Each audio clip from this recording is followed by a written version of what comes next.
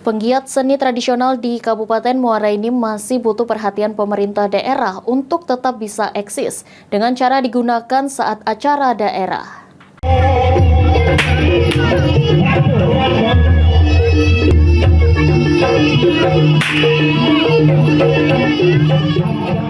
Kebudayaan dan seni di bumi Sarasan Sekundang sangat beragam, mulai dari kebudayaan dan kesenian lokal hingga kesenian Pulau Jawa sudah berkembang sejak lama.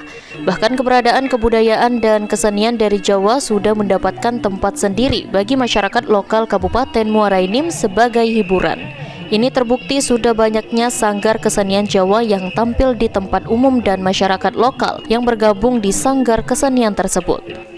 Herianto selaku pengurus Sanggar Turonggo Cokro mengaku sangat senang karena banyak masyarakat Jawa di Muara Enim berusaha melestarikan budaya dan kesenian Jawa di bumi Sarasan Sekundang.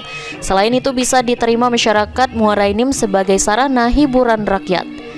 Banyak tumbuh sanggar yang sudah berjalan untuk pelestarian kebudayaan. Para pelaku seni masih sangat butuh perhatian pemerintah, khususnya Dinas Pariwisata, untuk bisa memberikan wadah. Masyarakat sekitarnya, khususnya Desa Muara Harapan, di luar Desa Muara Harapan, kami diapresiasi dan diterima dengan baik. Itu keunikan dari kami, Pak, ya. Ini meskipun kami sebuah seni tari jaranan, khususnya jaranan Jawa, ya, ini bermacam-macam dari suku. Kami juga pengen kami diperhatikan dan diayomi oleh pemerintah kota Muara Enim, khususnya di Dinas Kebudayaan. Semakin banyaknya kebersamaan budaya dan seni di Muara Enim akan menambah hasanah di tengah masyarakat.